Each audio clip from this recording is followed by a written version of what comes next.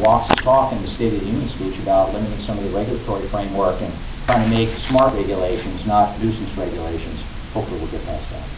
Good question. Thank you. The next question is 039.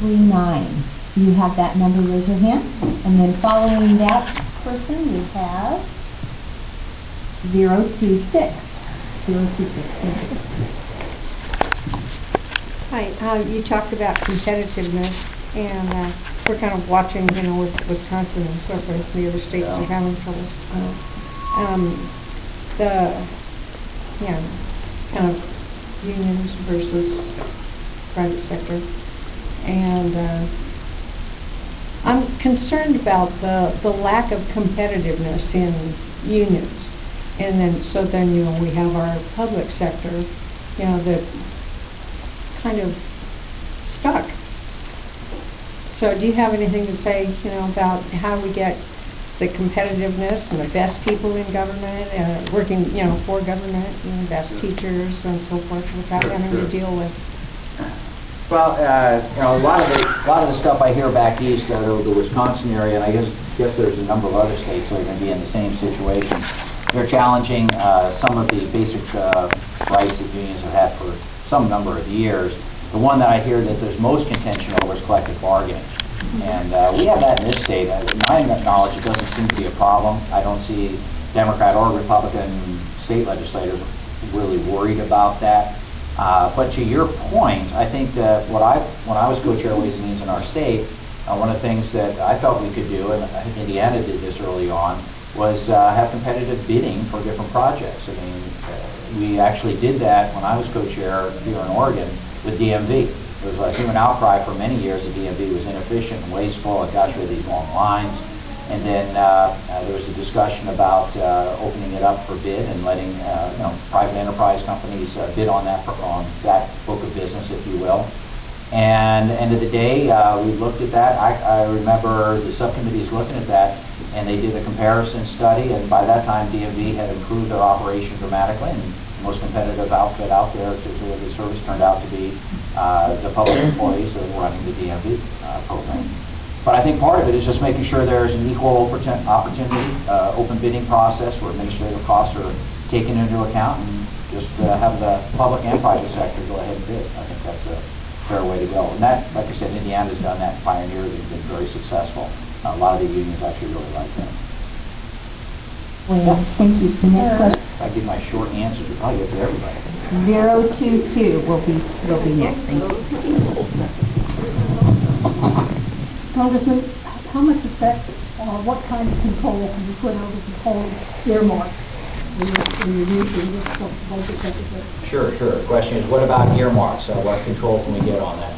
I'll preface it by saying earmarks are less than 1% of the appropriations in the real world, so it's not like it's going to really help the deficit dramatically.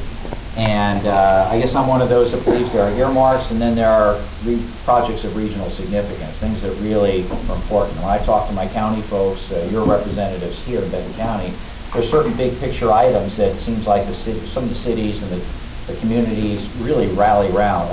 And when we did have the so-called earmarks, I would not take any private earmarks for, in case there's any remote conflict of interest, didn't want any appearance of impropriety. But I did encourage different localities, different nonprofit institutions to come on down and let me know what was of importance to them. I believe, to kind of the earlier discussion, that it's up to your representative to help put input into what projects are huge. I don't think the Department of Transportation in Washington, D.C. really has a clue of what's needed out here in Oregon. So it's a fine balancing act. But having said all that, bottom line is there are no earmarks this time.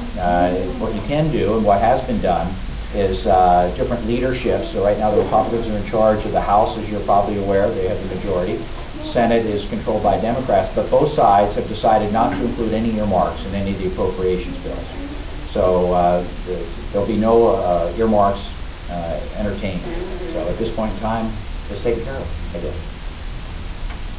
Thank you. The next question is 022. Please raise your hand, please. And then the next question after that is from 049. Thank you. Hi. So obviously, anytime there's many items of concern, but currently what the Congress is wrestling with is the budget. So in regards to the budget, I guess I have two questions. One is on the revenue side and one is on the spending side. Is anyone in your Blue Dog Coalition that you're aware of open to increasing payroll taxes or also a value-added tax to address the trade deficit? And on the spending side, has anyone actually considered, since we've heard over and over again the discretionary spending is a very small chunk, any actual reform to the welfare, Social Security, Medicare, or more importantly, military spending, where we are a large part of the European Union's military force, to cut back our spending to address our budget instead of cutting back social programs that actually help people that are in need. Right. Well, there's actually a fair amount of work going on to all your points. The budget is much like here in our own home state that's suffering and has some huge imbalances between revenues and spending. Same thing at the federal level. Revenues are at an all-time low. Some of it's because of the economy, some of it's because of all the tax cuts we've given, particularly very recently. We're currently, our revenues are about, just to give you a perspective, it's about 14-15% of our gross domestic product. Historically, they've been in the 19% range, 19 to 20.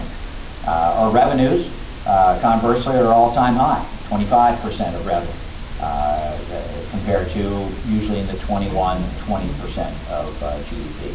So we've got a real structural imbalance problem. Boy, that sounds familiar to me. That's what I argued all the time here in the state of Oregon with our own tax system. So there is an interest, and part of my job in this Fiscal Responsibility Task Force for the Blue Dogs is to try and generate some thinking along these lines. Most folks that I've talked to seem to be rallying a little bit more around what were the Fiscal Commission's recommendations. Some of you remember the President appointed about a year and a half ago a group of bipartisan folks, some legislators, some from outside areas, to look at how we get our huge debt and deficit to get under control. And they came in with a bunch of recommendations. And to your point, discretionary spending is only about a third of all the spending we do. The rest of it is in the entitlement programs. Just doing what we did last week is only a tiny tweak to the system, quite frankly, even if we did everything that the majority wanted us to. So to that end, really what we're talking about doing, I think the Fiscal Commission got it mostly right, if you take it as a package. And they had a way to reduce both the domestic and defense discretionary spending on an equal basis over time, reducing it down to 2008 levels over the next few years, and allowing it to increase by the rate of inflation. You put discretionary spending caps in there to keep us honest, if you will. It would take like a 60-vote supermajority to exceed. With regard to the tax issues, they had a pretty neat set. They didn't go value-added or that was discussed. There's other groups that have talked about that, frankly. They went to what they called the zero option. And the zero option basically was wiping out all the tax breaks, which is about as much as we spend on all the programs. It's very interesting. We give away as much money, if you will, as we spend on education, healthcare, public safety, and defense. So they wipe out all the tax breaks, and they lower all the tax brackets by almost half. Like they get down to like the lowest ones in the, I'm not going to go to court, I've been misquoted, but it's the dramatic drop. They also dropped the corporate rate. Right now, a lot of people are concerned about our jobs going overseas, and corporations tell us, well, our tax rate is so high here, it's much to our advantage to go overseas. So, all right, well, if they're going to play that game, then we can actually lower that rate, get rid of all your tax breaks to outsource things overseas at the same time, and hopefully that means we can actually bring some of the income and the jobs back here to this country. And then what I would do, if Kurt was king for a day, I'd actually set aside a pot of money for some targeted tax breaks that expire without a 2/3 vote, some huge high after 5 or 10 years, because you want to give businesses and individuals certainty, that are really needed.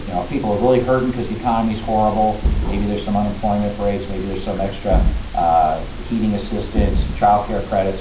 And then on the conversely with the economy, you give some small business tax credits and stuff. But they'd be in there long enough that it would make sense for a business, to go in there and do it, or a person to make an investment in a home, perhaps.